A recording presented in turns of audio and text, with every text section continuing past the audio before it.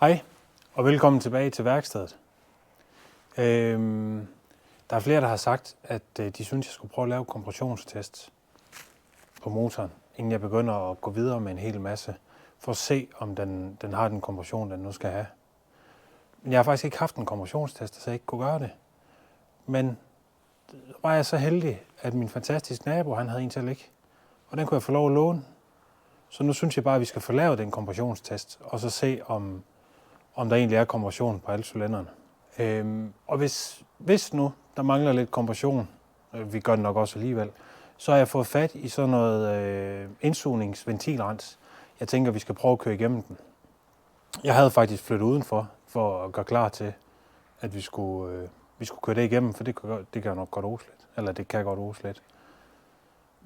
Men det begynder selvfølgelig at regne. Det var så fint vejr i dag, men så begyndte det at regne. Så vi laver jo i hvert fald lige kompressionstesten herinde, og så må vi se, hvordan det ser ud, og om det holder op med at regne, så vi kan komme ud og stå. For jeg tænker ikke, det er så god en idé at lave og hælde det andet igennem herinde. Men lad os få skruet tændrøren ud først.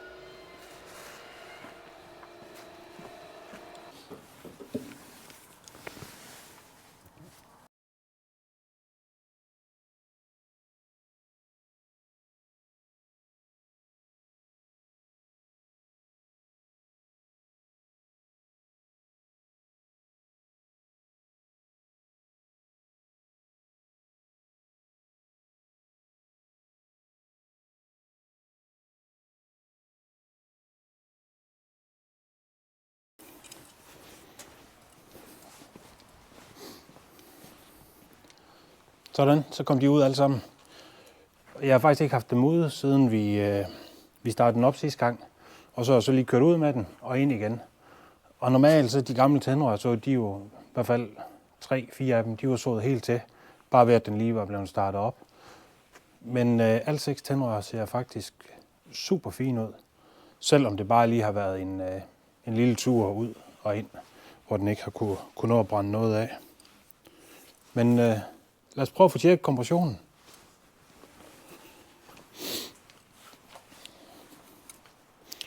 Alle 6 tændrør, de er skruet ud, og der er ikke tænding på bilen.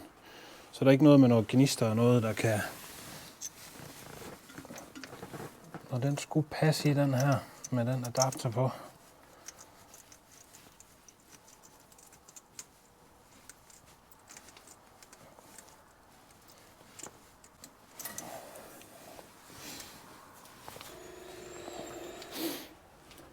Jeg er faktisk lidt i tvivl om, hvad kompressionen skal være på den. Men hvis nu vi prøver at lave en test på den, og så se om den er så nogenlunde ens hele vejen. For hvis der er en, der falder ud, eller flere, der stikker helt ud til den forkerte side, så ved vi jo, at der er et eller andet galt. Men lad os prøve den først.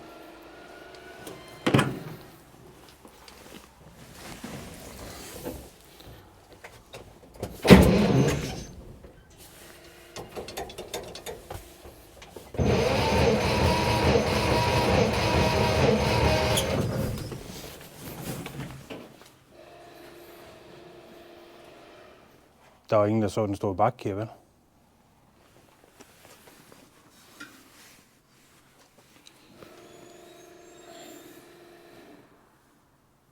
Jeg ved ikke, om det er til at se.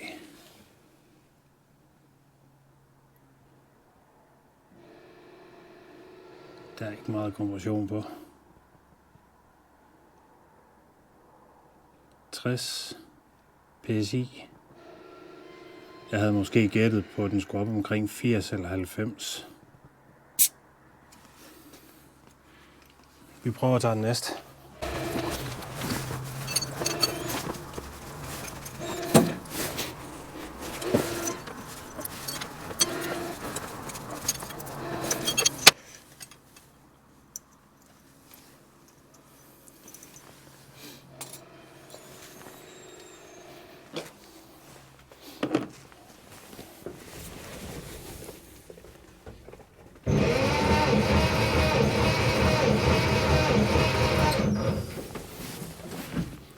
Lad os se.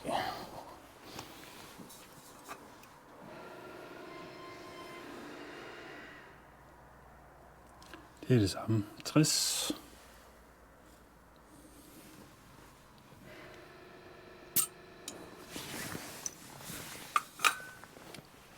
Og den tredje.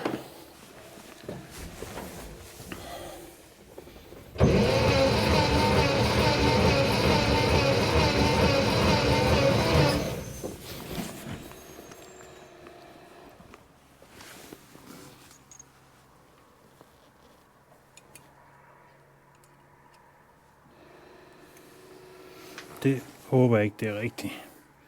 Der er slet ingen kompression på.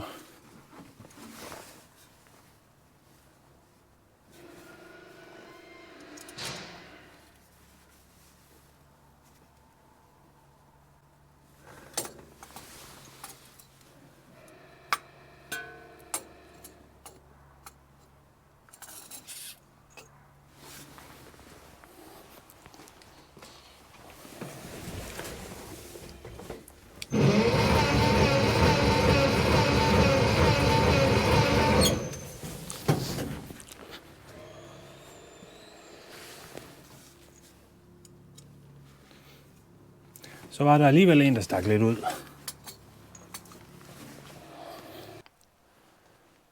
Der er mange, der anbefaler, at man skal prøve Seafoam, et eller andet amerikansk indsugnings- og ventilrens. Men jeg har ikke rigtig kunne finde det herhjemme. Så jeg har fået fat i sådan noget ERG-cleaner, der skulle kunne gøre det samme. Simpelthen fjerne noget af alt det sod, som forhåbentlig er det, der sidder omkring enten ventiler eller stempelringen. Og det er derfor, der ikke er kompression på de to af dem. Og så har jeg fået fat i sådan noget til at hælde i motorolien, som også skulle være med til at, det er nok specielt ved stempelringen, de skulle være med til at tætte den der omkring. Så det tænker jeg også lige, vi prøver at hælde i. Jeg skal bruge 2 af dem. Der er til 6 liter olie i hver flaske. Og der er 13 liter olie i den der. Hvem havde lige troet det? Så det prøver vi lige. Og så ser om vi ikke kan... Vi krydser lige fingre for, at det ikke hjælper. At det måske kunne være med til at løsne noget. Fordi ellers er jeg næsten nødt til at skal have hele toppen af den. Og så se, hvad der er i vejen. Og det vil bare være træls, for jeg ved ikke lige, hvor jeg får fat i nye pakninger til den. Så er vi lige kørt udenfor igen. Jeg har fået sat tændrørene i, og er klar til at prøve det her. Vi skal have bilen startet op, og så skal den gå med ca. 2.000 omdrejninger. Der er ingen omdrejningstæller i den, så der er sådan en håndgas derinde. Så den får bare lige lidt på den. Og så skal vi stille og roligt sprøjte det her i. Og så må vi se, om vi kan få liv i de 2 cylinder igen. Så lad os prøve at få den startet op.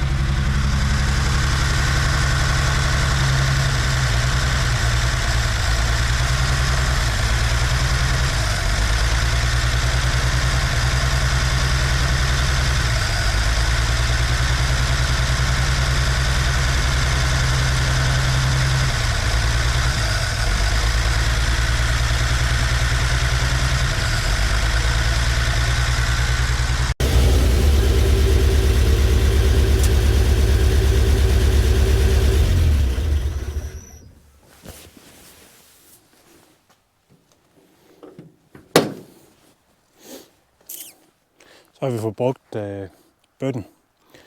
Jeg synes ikke, jeg kan høre noget forskel på den overhovedet. Men nu skal han lige have lov at stå lidt. Og så så tager vi en ny kompressionstest på den. Så han er tilbage lige om lidt. Så er vi kommet ind igen. Og den lige får lov at stå og køre lidt af. Så jeg tænker, at vi prøver lige at hive de der 2 tændrør ud på de cylinder, det var galt med. Og så laver vi bare lige en kompressionstest på dem. Jeg har ikke de store forventninger til, det har hjulpet, for jeg synes overhovedet ikke, jeg kunne have forskel på den. Men vi tjekker det lige. Og ham der var ved at køre væggen ned. Jeg har sendt ham hjem igen, så han får ikke lov at komme tilbage. Hvad med de 2 tændrør igen? Det var 2 og nummer 4.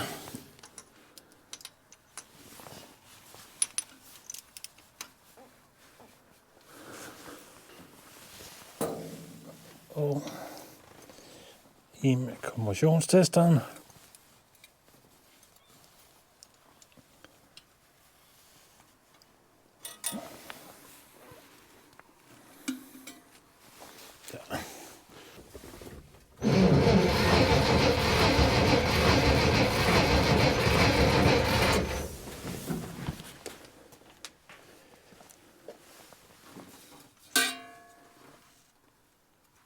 Absolut ingenting.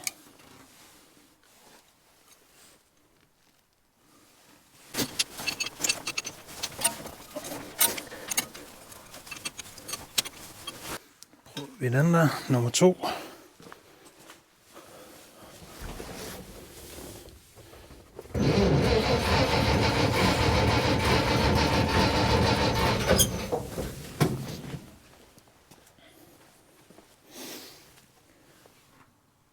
Seriøst?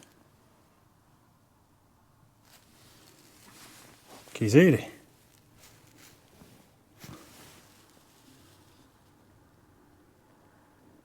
...60, 70 PSI.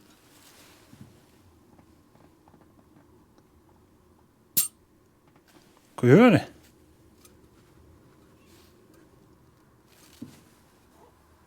Så vil der få liv i en af cylinderne igen. Det har jeg seriøst ikke troet.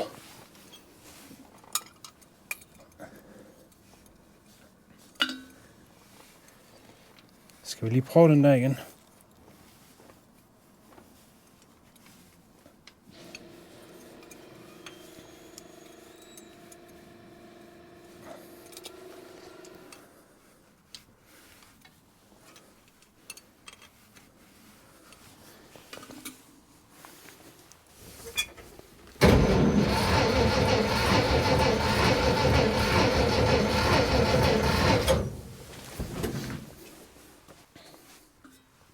Nej, den er stadig ikke helt død, den der.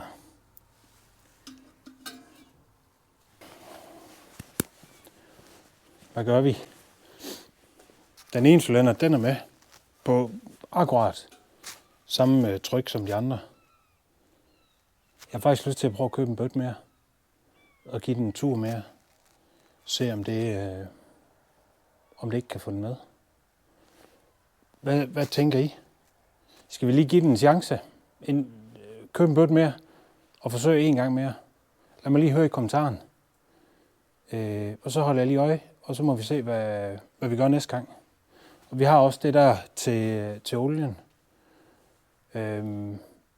Men måske, jeg kom til at tænke lidt, om vi skulle lave sådan en, man kan få sådan noget at hælde i først, der simpelthen renser motoren indvendigt. Og så skal alt olien skiftes, oliefilter skal skiftes. Så måske skulle fat i sådan en flaske også. Og så 13 liter olie. Jeg skal lige have fat i 13 liter olie også. Hvad skal jeg hælde på? Sådan en gammel maskine af olie.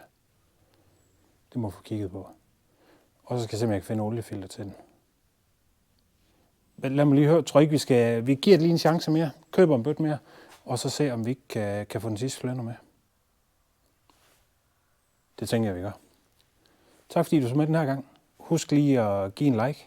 Og så, hvis du ikke allerede gør det, så abonner lige. Det koster ingenting. Og så smid en kommentar ned i kommentarfeltet. om du havde regnet med, det havde hjulpet. Jeg var meget skeptisk.